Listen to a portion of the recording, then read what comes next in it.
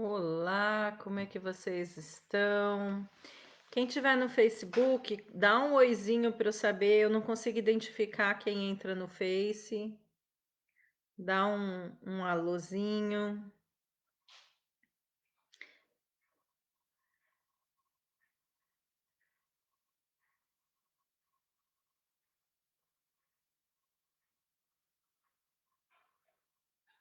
Xênia, oi Xênia, seja bem-vinda. No Face, Fernando querido, no Insta, sejam bem-vindos. A gente já vai começar, deixa entrar algumas pessoas. E a gente vai falar hoje sobre relacionamentos familiares e afetivos, perguntas e respostas. Eu tenho aqui ainda perguntas pendentes para fazer. Então vão preparando se vocês tiverem perguntas. Fernando, eu até te perguntei lá no WhatsApp um complemento à sua pergunta. Deixa eu ver o que você escreveu.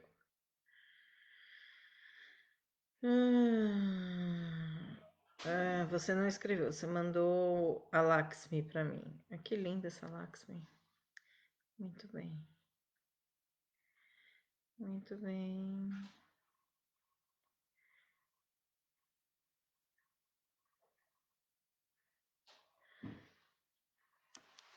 Olá, tô com algumas pessoas no Face. Pessoal do Face, por gentileza, deem um alô, coloquem para eu saber quem é que está aí assistindo. Edilberto, Beto, meu querido Beto, eu estarei aí na semana dia 16 e 17. Vamos arrumar um horário para mim, para você me colocar inteirinha no lugar, hein? O Beto tá entrando aqui, quer entrar na live, Beto? Tá penteado e maquiado, bonito, de perfume passado. Auricélia, seja bem-vinda. Seja bem-vinda. Muito bem. Vamos lá. Vamos começar. Venha, eu vou mesmo, Beto. Você vai ter que me colocar. Imagina, eu tô há quase 5 meses sem você. Não tá difícil sobreviver sem você. Muito bem, vamos lá, gente. Vamos falar sobre relacionamentos familiares e afetivos numa visão sistêmica. Pessoal que está aí no Insta, manda um direct para quem tiver aí online, para que eles venham fazer parte. Não é que apareceu aqui na tela e cliquei. Ele não entra, não. Tem que estar maquiado, perfumado para poder entrar na live, Beto. Então vamos lá. Hoje a gente vai falar sobre relacionamentos familiares e afetivos, principalmente nesse momento de Covid. Eu tenho algumas perguntas, mas eu queria falar um pouquinho dessa abordagem que a gente vai trabalhar, que é essa visão sistêmica, visão ligada ao trabalho de constelação sistêmica de Bert Hellinger. Então, tudo que eu passar para vocês tem a ver com essa conceituação, com esta forma de ver as relações familiares e afetivas. Então, eu tenho uma pergunta aqui que já foi feita até bastante tempo pela Dea Cangio. Dea é minha professora de ginástica, e ela coloca assim: diante dos filhos estão os pais, não os amantes. O relacionamento de um filho pode ser harmonioso ou não se não aceitarmos nossos pais. Tem um lance assim que pode influenciar no relacionamento feliz do filho. Bom, a Déia ela não está ao vivo porque ela está tendo aula nesse mesmo horário da minha live, ela está dando aula, mas eu vou responder de acordo com o que eu entendi. Os filhos têm a visão dos pais como pais, não como amantes, né? Que são pessoas. Essa é a visão, é uma visão construída muito na infância, e muitas pessoas, adultos já, permanecem com essa visão, né? Mas essa é a visão mais comum, e quando eu sei, você tem um filho adolescente, essa é a visão que prevalece dos pais. Os filhos, eles amam, independente de qualquer tipo de problemática, eles amam os pais, o pai e a mãe, eles amam os pais. Em casos de separação, eh, o que muitas vezes a gente vê acontecer são os pais usando os filhos como uma forma de chantagem, como uma forma de poder dentro de barganha para conseguir o que quer, dentro de uma forma até cruel, no sentido de colocar esse filho em situações, por exemplo, de ter que escolher, né? Ter que escolher um lado, porque a relação dos pais não terminou bem, e ele se vê numa posição de ter que escolher um lado. Então, o meu pai traiu minha mãe, então eu escolho ficar do lado da minha mãe. Então, digamos que o menino faça essa escolha muito cedo, né? E isso vai ter um preço. Então, se ele fez essa escolha quando criança, por exemplo, um menino olhava as brigas dos pais, era uma relação abusiva. Eu estou dando alguns exemplos porque eu não tenho como abordar todas as situações viáveis dentro da pergunta que a Déia fez.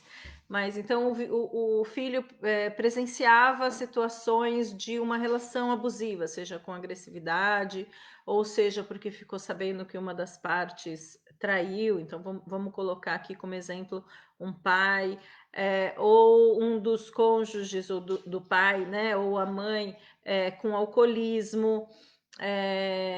Então, quando há separação, ele se vê numa linha cruzada por amar as duas partes, mas ter que escolher um dos lados. Então, se uma pessoa muito jovem, num processo de separação, escolhe um dos lados, ele provavelmente vai pagar um preço no futuro dele, no sentido de, por exemplo, olhar as relações afetivas com o olhar que ele criou naquela idade muito novo, e inconscientemente reproduzir essas relações. Ou um menino que toma o lado da mãe e fica sem a força do masculino, ele perde uma força de ação no mundo, né? Esse contato do menino com a força do masculino é extremamente importante, principalmente quando começa a atingir a fase de adolescência. Então, quando é mais novo, normalmente é mais saudável que não que escolha um lado, mas que fique mais sob a esfera da mãe. Mas quando ele começa a atingir uma adolescência, é importante ele ter e se suprir e receber essa energia do masculino do pai, né? Então, quando a gente fala das relações familiares, quando a gente fala de que tipo de resquício isso afeta uma criança, afeta na forma como ele vê o mundo, na forma como ele vai se relacionar com uma mulher, ou uma mulher se relacionar com um homem. Então, os pais, eles nunca deveriam colocar em jogo o filho dentro dos seus problemas como casal, né? Atrasei, mas cheguei. Vânia, tá aqui, que delícia. Dani, seja bem-vinda. Antônia Cláudia, seja bem-vinda. Beth Soares, seja bem-vinda. Deixa eu ver no Face. Oi, Adri, consegui entrar agora pelo Face, está boa a transmissão, tudo ok, obrigada.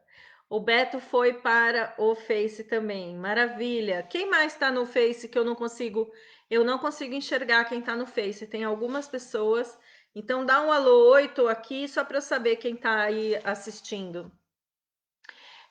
Então, voltando a essas relações e a pergunta da Andrea, os pais, eles são os responsáveis por uma criança para que ele desenvolva o olhar das relações. para que ele desenvolva o olhar de como um homem trata uma mulher e como uma mulher trata um homem. Quando ocorre a separação, e é por isso que a lei, existe uma lei de alienação parental, que eu acho que foi um grande salto em termos de área jurídica. Você falar mal do outro vai fazer com que esse filho crie um filtro de acordo com o seu olhar, né? E quanto mais novo isso acontece, de quando mais novo isso acontece, mais forte vai ficando esse filtro. É como se como ele é criança, ele não tem uma percepção da realidade, ele não tem uma percepção do que realmente aconteceu. Eu tô assistindo uma série tão bonitinha chamada Coisa Mais Linda.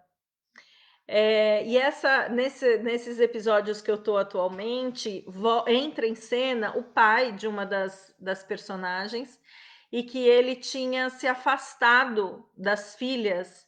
E a imagem e a história que ficou na cabeça dessas duas meninas, que eram meninas quando ele se afastou da família, era de um pai alcoólatra e um pai ausente, né? E vai se desenrolando, quando ele volta para o casamento de uma delas, a história vai se desenrolando. Oi, Beth, oi, Edson, oi, Denise, sejam bem-vindos. E a história vai se desenrolando e as filhas, assim, de uma forma rancorosa com este pai, né? E aí aparece, tem uma personagem que é a mãe do noivo desse casamento que está acontecendo, por isso que o pai chegou. E a mãe do novo chama uma das filhas e fala: tá na hora de você entender o que realmente aconteceu, né? Agora você está preparada para ouvir o que aconteceu. E aí ela contou a história que quem traiu foi a mãe já é falecida, mas quem traiu o pai foi a mãe, e a mãe ia abandonar essas filhas, ela ia abandonar as filhas para que para que isto não acontecesse. Isso tudo é contado dentro da história, né? Para que isso não acontecesse, esse pai ele resolve ir embora para deixar a mãe na casa, que era o único bem. Eles moravam numa comunidade no Rio de Janeiro, isso passa na década de 60, numa comunidade no Rio de Janeiro, e deixou as filhas e não aguentou isso e realmente se envolveu com alcoolismo, né? Desenvolveu o alcoolismo. Então, a imagem e as falas que essas meninas, hoje mulheres, dentro do seriado aparece, são de mágoa. E por quê? Porque elas tinham este filtro criado de acordo com o que elas perceberam ou que foi contado para elas quando elas eram muito crianças, né? Então, é extremamente complicado isso. Então, essa questão de pai e mãe envolver os filhos, isso causa muitos impactos na vida da pessoa. Deixa eu ver aqui, peraí. Boa tarde. Eu e minha esposa temos brincado com as nossas filhas de 14 e 15 anos das brincadeiras antigas, como montinho e ovada nos aniversários. O que você acha das brincadeiras? Concorda? Eu não sei o que é montinho. Ô, Marcelo? Hã? Eu não sei, montinho de carta? O que é? Eu não sei o que é brincadeira de montinho. Ovada, ovada mesmo? Ovada? Ovada de jogar ovo na cabeça da pessoa? Não vejo nada que traumatize. Eu não sei. Eu já recebi ovada, não necessariamente dos meus pais, mas não tenho nenhum tipo de trauma, né? Oi, Edson Gato, eu vi você entrou.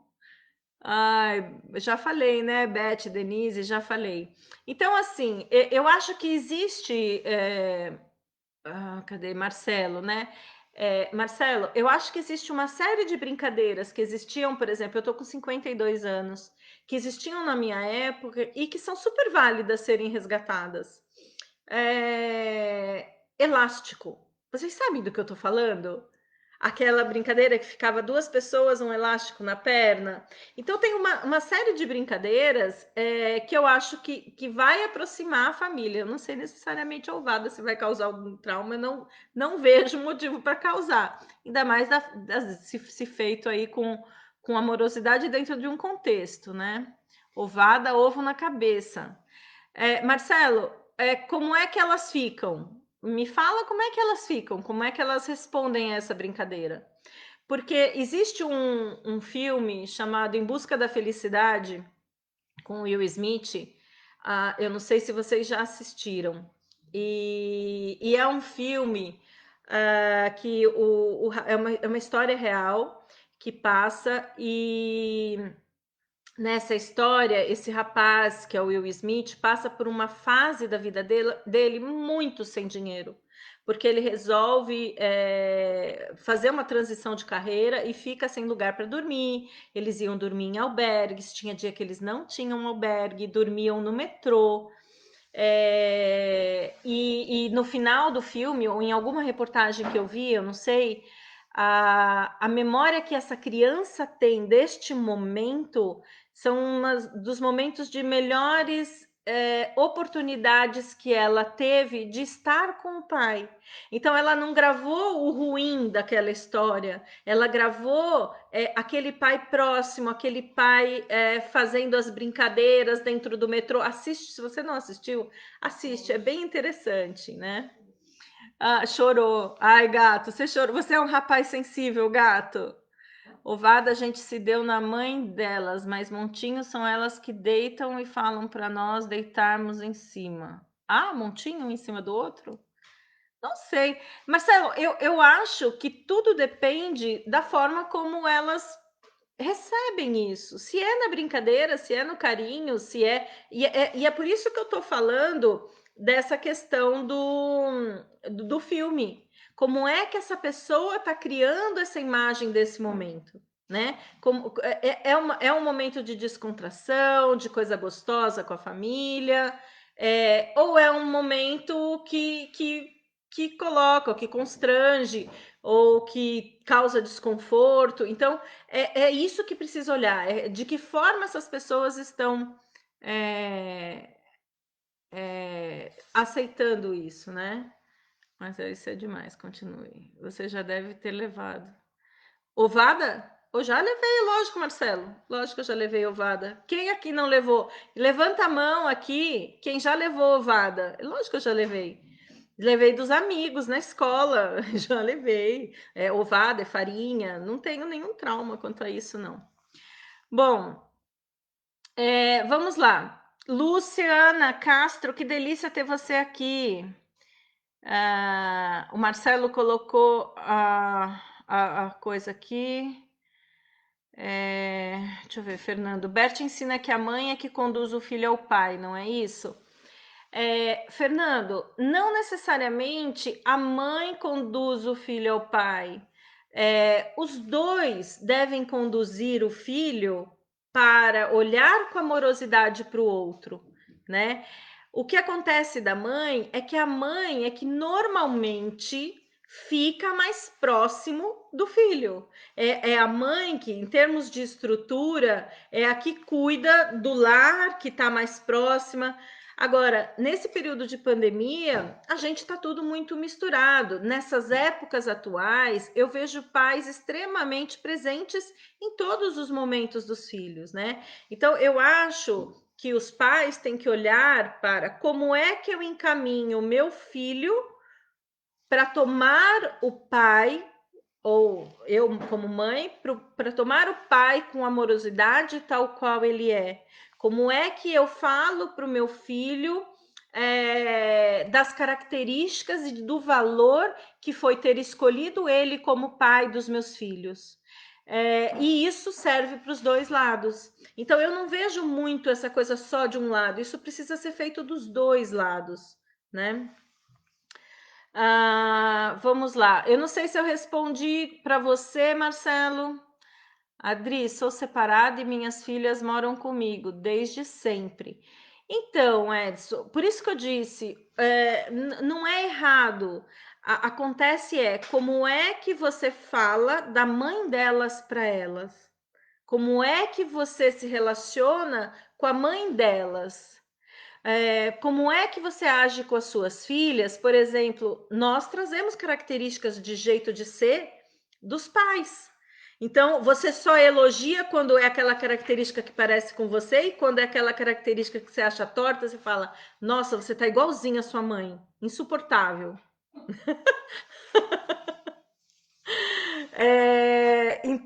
Então assim, esse encaminhar o filho, né? Eu, como mãe, encaminhar o filho com amorosidade para o pai, eu, como pai, encaminhar o filho com amorosidade para a mãe. Então, este movimento ele é importante. Mas você é bem coraçãozão, né, Edson Gato? Eu conheço, não conheço você muito, mas você é bem coraçãozão. Só faltou a sua opinião pessoal sobre o montinho. Marcelo, eu não sei te dar uma opinião sobre isso. Eu não sei o seu tamanho, eu não sei o tamanho da sua esposa, eu não sei o tamanho dos seus filhos. É o que eu disse, que tipo de traz conforto ou desconforto? Como é que essas pessoas saem da brincadeira? Né? Sinceramente, eu não sei opinar, né? Deixa eu ver. Falo sempre o melhor, nunca falei assim, é impossível.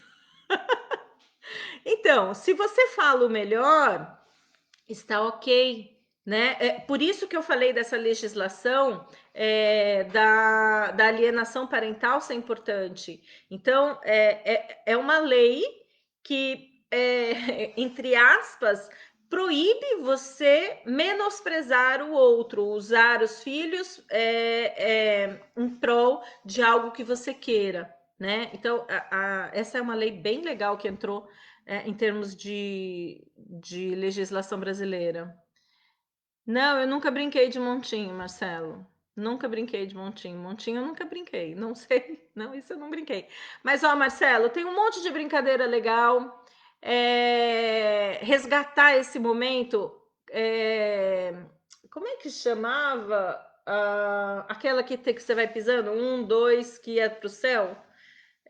Não lembro o nome. Tem tantas brincadeiras, não sei, às vezes procura alguma que talvez você fique com menos receio delas estarem tendo algum impacto negativo. Vamos lá. Luciana Castro, ouvi falar que a homossexualidade tem a ver com a relação dos pais com os filhos. Por exemplo, o filho que não se dá bem com o pai precisa vir a amar de alguma forma um homem. Será que isso é verdade? Lu, não, Lu. A questão da homossexualidade, sistemicamente falando, ela entra no que a gente chama de destino, né? A pessoa nasce com uma orientação e inclusive quando você vai buscar olhar esses aspectos dentro de uma constelação sistêmica, normalmente essa pessoa está conectada com alguém do sexo oposto gerações anteriores. E essa pessoa precisa ser vista, inserida dentro do seu sistema. Então, a homossexualidade é uma orientação que, dentro da constelação sistêmica, a gente chama de destino e é algo muito mais enraizado do que uma relação de pai e filho. É claro que pode ter algumas coisas no meio do caminho de você nascer numa casa onde há abusos e que podem impactar de uma forma de se relacionar com a sexualidade que talvez não seja das melhores, mas não necessariamente tem a ver com a homossexualidade, né?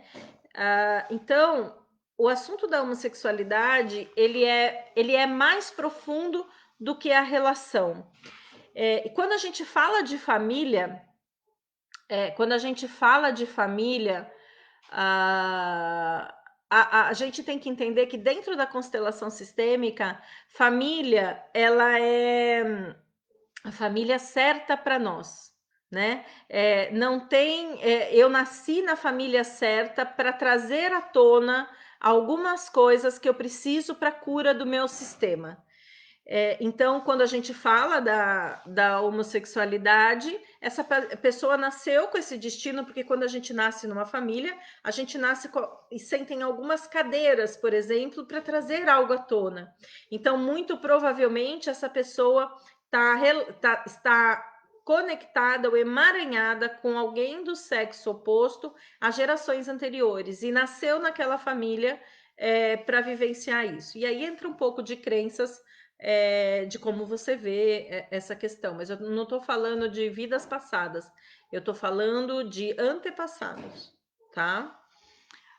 Deixa eu ver. A Regiane falando aqui, ó, amarelinha, é essa mesma a brincadeira, amarelinha, obrigada, né? Brincar de stop com os filhos. Brincar de stop com os filhos, existe hoje stop online. Você pode, inclusive, brincar com seu filho que está lá no Canadá, viu, amor? Um momento de saudade. Outro dia eu fiz um happy hour com os meus amigos e a gente brincou de um monte de coisa do gênero, tudo virtual. Meu, eu saí com cãibra de tanta risada que eu dei. Eli Júnior, seja bem-vindo, que bom ter você aqui. Mônica, faça suas perguntas. Mônica, também pessoa querida. Doutora Beth, no caso de um emaranhamento familiar, depois que foi feita a constelação, é interessante que os outros integrantes façam a constelação também? Beth, não. Normalmente, quando você faz a constelação sistêmica na profundidade que ela precisa ser feita, a cura é para o sistema, né? Dentro das famílias, a gente diz dentro dos conceitos sistêmicos que nós temos os buscadores, são aquelas pessoas que vão buscar inconscientemente a cura para aquele sistema. E quando eu faço uma constelação, eu reverbero essa minha constelação para o meu sistema familiar. Então, por exemplo, uma vez eu fui fazer uma constelação para entender quantos irmãos eu tinha. Eu levei o meu irmão e minha mãe, mas não necessariamente porque eu queria que eles participassem desse momento de reinserção desses irmãos, porque eu sabia que tinham irmãos perdidos, a gente não sabia qual era a ordem, porque antigamente não tinha ultrassom e a gente não sabia se era gêmeos antes de mim ou não, e aí a gente montou uma constelação para tentar localizar e colocar a família em ordem. Mas eu poderia ter ido sozinha e feito a inserção desses irmãos, tá? Então isso reverbera no sistema. A gente, quando descobre a constelação, e acha que essa é uma ferramenta que pode ajudar muito, eu vou ler o Facebook, desculpa. Fernanda, eu vou ler. Vamos lá. Obrigada pelo toque, eu vou ler. Então, o que eu estava falando? Quando a gente descobre a constelação, a gente quer que todo mundo, porque para mim foi um divisor de águas, e a gente quer que todo mundo vá conhecer a constelação e tem que levar para a constelação. Gente, as pessoas têm caminhos de desenvolvimento diferentes, momentos diferentes. Então, vai se trabalhando e vai trabalhando a sua parte, tá? Deixa eu ver aqui. Fernando, para a criança, o brincar é o maior momento de prazer, desenvolvimento e aprendizagem. O brincar para crianças é fonte de crescimento como alimento. A avaliação é qual é a expressão emocional das crianças ao final da brincadeira. Perfeito, Fernando. Você traduziu muito melhor do que eu, o que eu quis passar para o Marcelo. Então, Marcelo, ouve bem. Para a criança, o brincar é o maior momento de prazer, desenvolvimento e aprendizagem. O brincar para crianças é fonte de crescimento como um alimento. A avaliação é qual é a expressão emocional das crianças ao final da brincadeira. Então, Como é que essas crianças saem da brincadeira? Porque foi isso que eu te perguntei. Se todo mundo vai para o montinho e sai todo mundo bem, todo mundo dando risada, isso não causou nenhum trauma. Agora, se uma criança se sente sufocada, presa, sai desconfortável, fica irritada, isso não é o tipo de brincadeira que a gente faz. Então, é exatamente isso que a gente tem que olhar. Qual é a sensação que essa criança está saindo da brincadeira, né? Aí o Fernando está dizendo assim: sugestão: resgatar as brincadeiras populares do passado. Amarelinha, esconde-esconde, taco, peão, pipa, pular cela. Pular cela, nem lembrava disso, mas era muito legal. Bola de gude, barra manteiga, aquelas brincadeiras de saquinho. Minha mãe preparava uns saquinhos, mais ou menos desse tamanho, assim, né? Você já lembra aquilo que joga para cima, pega um e põe para o lado, joga para cima, pega outro, e você tem que pegar o que está caindo? Vocês brincavam disso? Eu não sei como é que chama isso aqui. É uma brincadeira divertidíssima de fazer e é uma brincadeira que não ocupa muito espaço, né? Fernando está colocando aqui, com o passar do tempo, o círculo de amizades. Isso aqui é a sua pergunta. Eu vou responder, tá? Ó, ABC Brinca Infláveis, verdade. Lilian, oi, querida. Lilian, que delícia ter você aqui no Face. Vamos lá, eu vi que a Marli entrou. Deixa eu ver. Antônia Cláudio, se puder ler o Face já. Pri, meu pai desencarnou, eu tinha somente 7 meses de nascida. Como posso ampliar em mim o amor por ele que não experienciamos? Que pergunta linda, Antônia.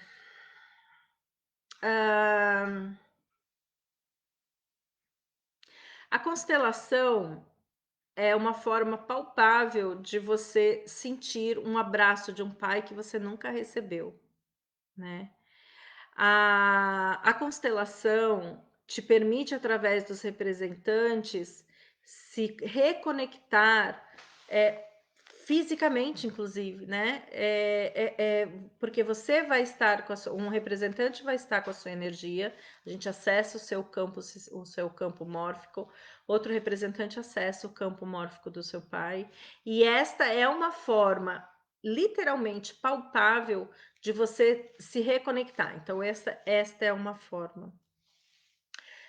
A outra forma, e você pode fazer sozinha, Antônia, você se retirar, você se conectar com você mesmo, um momento num lugar muito tranquilo. Eu não sei, você deve ter fotos, você deve conhecer a imagem do seu pai, visualiza esse pai, né? Eu imagino que você pelo menos uma foto talvez tenha. Visualize esse pai e sorria para ele e diga obrigada. Mas isso não é um processo racional, Antônia. Este é um processo extremamente profundo de conexão de alma. Então, você pode fazer essa conexão sozinha? Pode, desde que você tenha a capacidade aí de treino, de entrar em contato, de se centrar, de visualizar esse pai, né? E dizer sim e obrigado pela vida, e dizer que ele faz muita falta, né? E deixa as emoções fluírem, Antônia. Deixa essas emoções fluírem. Essa é uma forma que você pode fazer isso, tá? Então, eu te dei 2 alternativas, tá? A Lígia. ABC Brinca Infláveis é a Lígia. Danada. Que delícia ter você aqui. Como é que tá o nosso Everaldo? Manda beijo para ele. Deixa eu ver aqui no Face, não tem mais pergunta. Antônia, eu esclareci, te ajudei com isso? Marli travou. Rodrigo Topan, conheço você também, hein? Edson, Adri, minha irmã parou de evoluir na década de 80 e não quer buscar uma terapia e nem se tratar. Ela tem 59 anos. Como posso despertá-la? Então, eu acho que primeiro ela é mais velha ou mais nova que você? Fala aí para mim. Eu acho que as pessoas têm os seus próprios movimentos, Edson. É muito difícil a gente forçar a pessoa para ir para um caminho que a gente acha o correto. Mas, por exemplo, eu vou dar um exemplo. Digamos que você vá um dia e conheça a constelação sistêmica. Você fala, nossa, você não quer ir comigo numa próxima turma? É só ir lá e assistir. Essa é uma forma. Você assiste um vídeo que te interessa, um vídeo que você acha legal, que pode movimentar essa pessoa. Compartilha com ela. Sabe, um irmão com amorosidade, mas a decisão dela de fazer esse caminho de evolução é dela. Agora, tem uma pergunta mais profunda aí. Por que que você diz que ela parou de evoluir na década de 80? Aconteceu algo especificamente nessa época? Talvez você saiba, talvez você não saiba. Então é algo para ser sondado, mas não tem como forçar. O caminho de desenvolvimento, ele é individual e as pessoas se identificam com coisas diferentes, né? A constelação, eu sempre falo, a constelação ela não é solução para tudo e não é para todos. Ela foi um divisor de águas na minha vida, faz muita diferença na minha vida, na forma como eu enxergo o mundo e me ajuda muito. Mas eu sei que para outras pessoas não faz esse sentido, né? Então, é um irmão se aproximando com amorosidade e pingando é, coisas que você acha interessante. Às vezes, algum tema que você acha interessante, você achou um vídeo legal, compartilha, porque atrás desse tema pode ter uma metodologia de trabalho que pode chamar a atenção dela, né? Seja uma psicoterapia, seja o EFT, seja constelação sistêmica, seja uma hipnose, hipnoterapia. Eu não sei, às vezes você acha algum vídeo que você acha que ela vai se identificar e você pode compartilhar. Agora, a decisão de caminhar para isso realmente é dela. É que nem eu vejo, às vezes, as pessoas entrando nesse momento em um looping emocional. Agora, a escolha de ir buscar ajuda para esse momento é de cada um, né? Não tem como, né? Ai, que lindo, muito obrigada. Oi, Antônia, que bom que eu te ajudei, mas faça esse movimento interno, você vai ver que legal. Silvia, seja bem-vinda. Sim, claro, tenho certeza que irei me conectar com ele e sentir todo o amor que temos. Gratidão. Ai, que linda. Ibrahim, seja bem-vindos. A Marli, na minha vida tudo é constelação. A Marli foi assistir, me ligou. Ela falou: Dri, eu saí daí, eu liguei para não sei quem. Ela ficou super tocada. E desde então a gente não se largou mais, né, Marli? É isso mesmo, é mais ou menos que nem eu quando conheci a constelação. Ela me capturou, a gente brinca que captura a gente, né? Bom, deixa eu ver. Face não tem mais comentários, nem no Insta. Vamos lá, gente. Perguntas sobre relacionamento e relações familiares e afetivas. Eu tenho mais algumas aqui que eu acho que a da Andréia Cagil, que foi o que deu início a tudo isso, eu acho que está respondido, né? O relacionamento de um filho pode ser harmonioso ou não se não aceitarmos nossos pais. Para você aprender a ser mãe, você precisa ter tomado os seus pais exatamente como eles são, né? Então tem esse princípio, Deia. Quando a gente passa a tomar esses pais, tais como eles são, eu me aproprio do meu papel de mãe e com isso é claro que o meu filho reverbera isso no meu filho. Então acho que é isso que eu tinha que acrescentar. Tá? Os filhos ficam extremamente impactados com os conflitos familiares dos pais, né? Com os conflitos que os pais vivenciam. E muitas mães, normalmente, não que homem não tenha isso, mas a mulher, ela é expert em fazer chantagem com o filho, né? Chantagem de mostrar uma pseudo-fragilidade, e esses filhos, por amor, entram nessas... Tem tantos jogos aí por trás, gente, É que não dá para a gente explorar tudo numa live. Muito bem. Vamos lá. Eu vou responder outra pergunta. Ai, ai, cancela. Ah, Mali. Muito bem. Aí eu tenho uma pergunta da Elice, deixa eu ver aqui. Estar sozinho e aprender a se gostar, entender que tudo tem o seu tempo. O amor não tem idade, sim intensidade. É, impor- Importância de se amar primeiro para estar pronto para amar seu parceiro. Sim, sim, Elice, eu acho que isso é um trabalho pessoal que a gente tem que fazer. Ah, existem muitas relações que a gente vê que não é uma forma saudável de passar o amor, de falar sobre amor, de demonstrar o amor. Mas é assim que essas pessoas sabem fazer isso. Então, qual é o passo de desenvolvimento? Eu começar a entender quem sou eu através das minhas potencialidades e das minhas necessidades de melhorar em alguns aspectos, para que me olhando com honestidade, eu não projete no outro o que eu acho que ele tem que me suprir. Então, por exemplo, relacionamentos onde eu coloco na mão do outro a minha felicidade. Então, é só o outro que é responsável pela minha felicidade. Eu tenho um caminho neste momento para fazer que é o contrário. É eu entender como eu sou feliz inteira e com isso eu posso me relacionar de uma forma com alguém que possa me trazer felicidade, mas não que a minha felicidade está na mão do outro. É completamente diferente, né? Relações de codependência,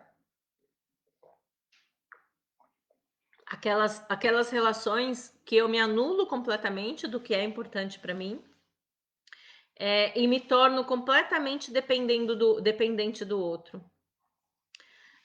Eu atendi uma pessoa recentemente com esse processo de codependência e estava se separando. E como é que fica quando eu coloquei toda a minha vida, tudo o que eu sou, na dependência do que o outro pode me oferecer, do que o outro intercambia comigo, né? É claro que a gente complementa o outro no sentido de a gente vê casais que se complementam, são muito diferentes, mas se complementam. Mas essas pessoas, através de um trabalho de autoconhecimento, precisam ser pessoas inteiras e que vêm e se relacionam. Os relacionamentos eles são feitos para que você cresça e cure o seu sistema, a sua cresça e cure a sua faça o seu movimento de cura de alma aqui nessa passagem na Terra, né? Muito bem, acho que é isso. Respondi da Elice. Aí eu tenho uma outra pergunta. Gente, se tiver pergunta, vai fazendo aí. A importância dos amores em sua vida e seus aprendizados. Existe amor à primeira vista? Segundo bom, a relação dos amores na sua vida e os aprendizados, os relacionamentos afetivos, depois da nossa família, a família que a gente nasce, são os grandes impulsionadores para que eu cresça e me desenvolva como alma. Olha a importância dos relacionamentos, né? Através da minha relação mais profunda com o outro, eu entro em contato com as minhas dores, com o que eu tenho dificuldade, com o que eu não sei lidar, e a partir desse desconforto gerado, eu consigo crescer.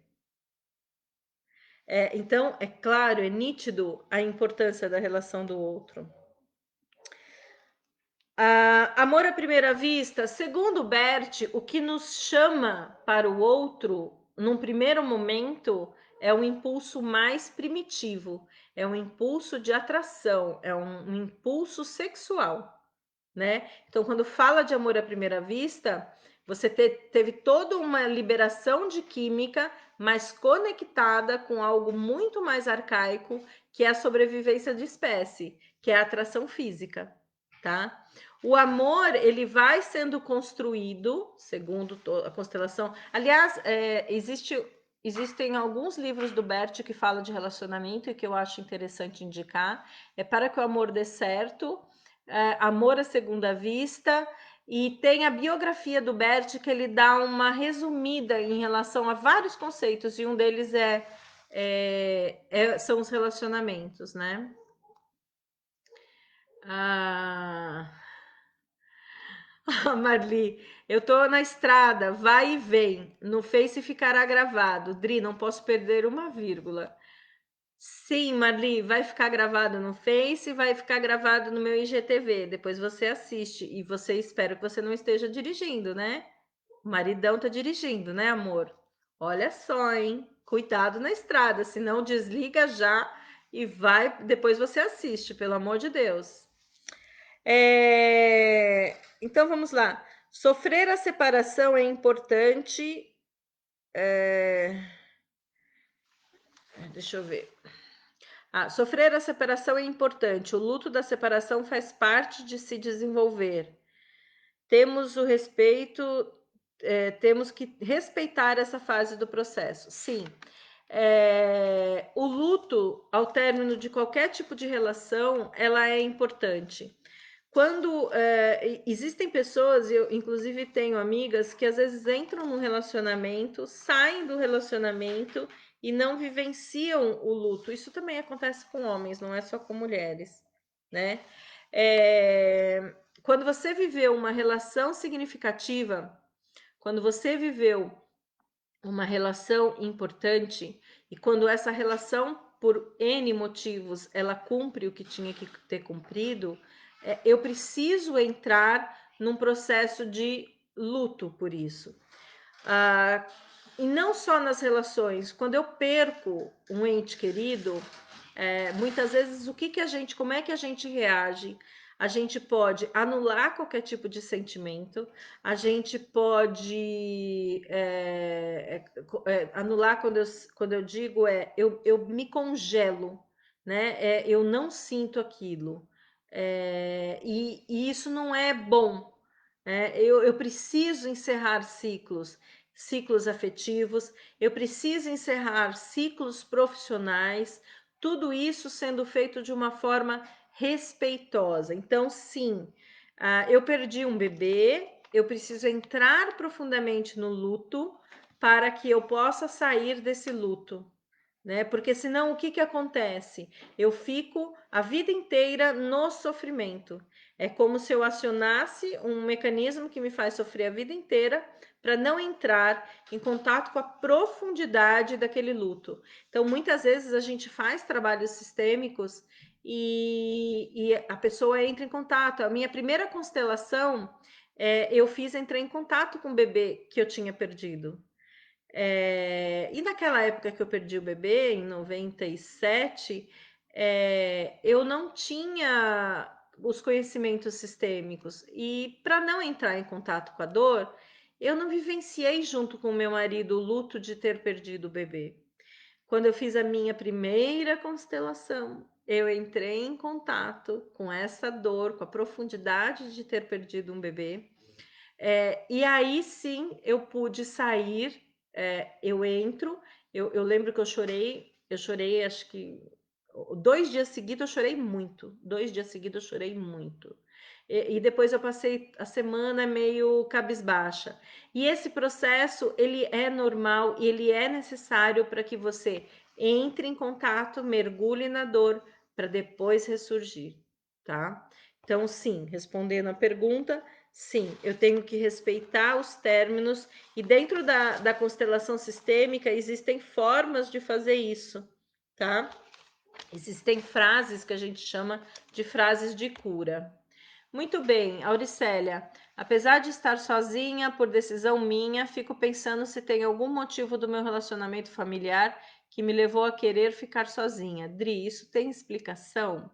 Sim, Auricélia, eu não conheço a história a sua história, mas aquele curso que você tá para fazer do Spiritual Thinking comigo vai te trazer algumas respostas, alguns olhares diferentes para o seu sistema familiar, para suas relações afetivas. A gente tem 10 minutinhos. Vou aproveitar e vou falar, pegando o gancho da Auri, eu vou falar desse curso.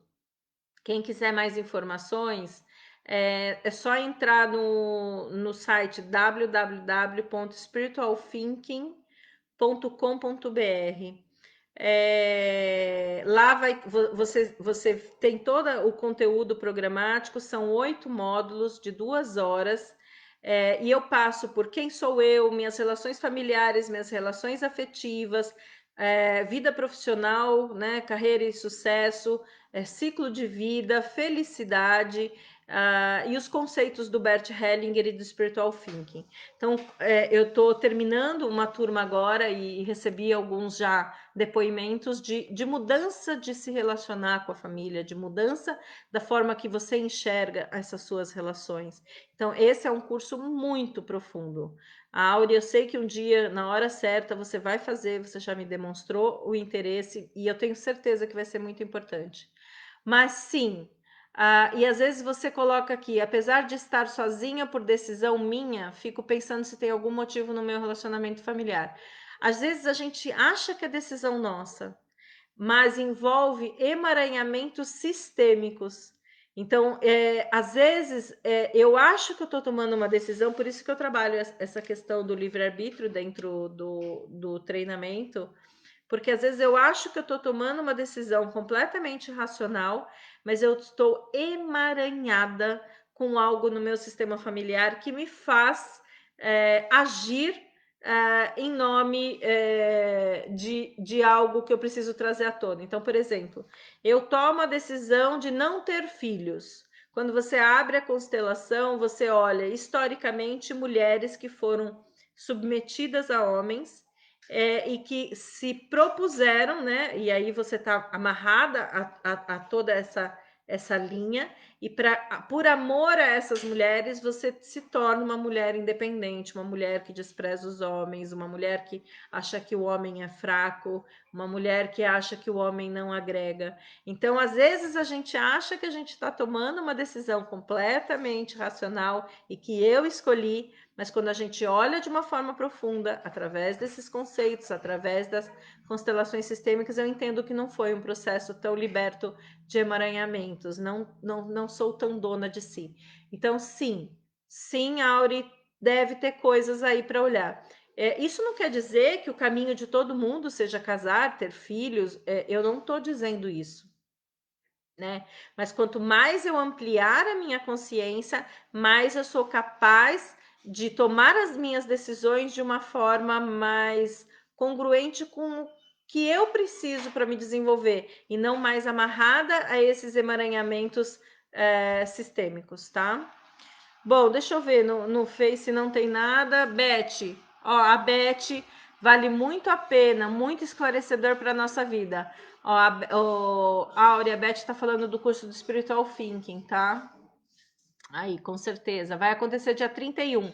Então, o que eu tô falando? Eu tô pedindo para as pessoas se inscreverem no site. Eu ainda tô definindo algumas coisas em termos de formas de pagamento, que eu quero ver se eu faço uma alteração. Mas as pessoas que se inscreverem no site vão receber antes de todo mundo as informações, com alguns descontos aí, com alguns benefícios para isso. Então, a inscrição no site, deixar o seu interesse no site, não é um compromisso de fazer o curso, só é uma forma de você receber as informações de primeira mão.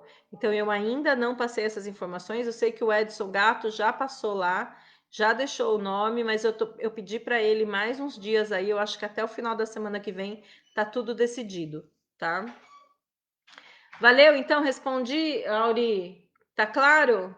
Maravilha! Vamos lá. Tenho mais uma pergunta, vamos ver se eu dou conta. Tem 5 minutos. Se vocês tiverem perguntas, também façam aqui. A paixão é início de um amor? Se apaixonar é mais gostoso que amar? O homem se apaixona primeiro para depois amar? Quais são as sensações? Até onde devemos deixar isso correr? O friozinho na barriga, a conquista, como eu consigo fazer isso acontecer?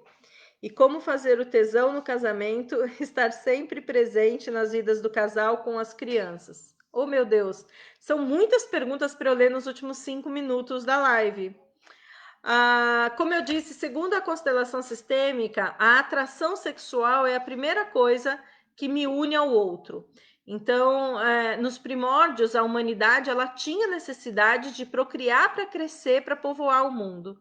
Então, não necessariamente isso ainda é para povoar o mundo. As relações não necessariamente acontecem para eu casar dentro de um esqueminha para ter filhos. Então, não estou falando isso. Mas a atração sexual, seja entre homem e mulher, homem, mulher, mulher, é o primeiro, é o que me atrai primeiro. O amor, ele é construído, então, segundo o Bert, nesse livro da biografia do Bert, é bem interessante. O amor é o que vai dar o alicerce para você passar por momentos difíceis, para você construir algo sólido, que vai fazer com que você tenha alguém que você possa se apoiar em momentos difíceis, mas isso é um processo de construção. O homem se apaixona primeiro para depois amar? Como eu disse, o homem e a mulher primeiro sentem a atração, né? Aí a gente se apaixona. O que é se apaixonar dentro da visão sistêmica e dentro do meu entendimento? O se apaixonar são aquelas borboletas que nascem no estômago da gente e que a gente idealiza aquela outra pessoa. Quando a gente está apaixonado, a gente não vê os defeitos do outro, ou se vê, minimiza. Por quê? Porque a sensação química, a sensação de prazer e de satisfação de estar com aquela pessoa suprimem ou superam de uma forma absurda o defeito que eu vi agora, né? Então, quando a gente começa a transformar a primeira atração sexual, a paixão, e transformar para o amor, e tem um livro do Bert que fala sobre amor à segunda vista, é a hora que eu vou olhar para o outro tal qual ele é, sem mais as ilusões que ficavam nubladas quando eu estava no momento de paixão. Por isso que o amor ele vai se solidificando, tá? Quais são as sensações? Ai, meu Deus, nem posso pensar muito nisso. Gente, falta 2 minutos. As sensações quando a gente se apaixona, eu particularmente, tá? Eu vou falar das minhas sensações. Quem sou eu para falar das outras sensações? Eu não durmo direito porque eu penso muito na pessoa. Eu acordo e vou dormir pensando na pessoa. Quando eu vejo, quando eu vejo o outro, é como eu entro num estado de agitação interna, né? Essas são as sensações, gente. Eu não lembro quem me fez essa pergunta, sabia? Eu não anotei aqui. O friozinho na barriga, a conquista, como eu consigo fazer isso acontecer? É se entregando. E o processo de se entregar vem junto com o medo danado, né? O processo de se entregar para o outro, mostrar suas fragilidades, dá um medo danado. Principalmente se eu tenho coisas para trabalhar em mim. Então, eu preciso trabalhar essas minhas questões para que fique mais fácil essa minha entrega. E como fazer o tesão no casamento estar sempre presente nas vidas do casal com as crianças? Momentos, então só tem 45 minutos, mas assim, 45 segundos. Mas cria, independente das crianças ou não, crie oportunidades de estar o casal, não o pai e a mãe, né? Eu sei que hoje a gente está mais prejudicado em relação a isso por causa de saídas, mas deixa as coisas normalizarem, estabeleça saídas uma vez a cada 15 dias, você vai jantar com esse seu marido. Uma vez a cada 3 meses, você vai deixar as crianças em algum lugar e vai fazer uma viagem. Gente, tá acabando. 5, 4, 3, beijo. Adoro estar aqui com vocês. Muito obrigada. Acabou. Pessoal do Face, vocês ainda estão aqui. Delícia ter vocês aqui. Muito obrigada. Adorei esse nosso momento. E mandem as perguntinhas que eu vou respondendo conforme eu consigo, tá bom? Muito bem, um beijo, vou me desconectar. Fiquem com Deus, boa sexta. Eu vou entrar num treinamento agora, senão eu até ficava mais um pouquinho. Um beijo.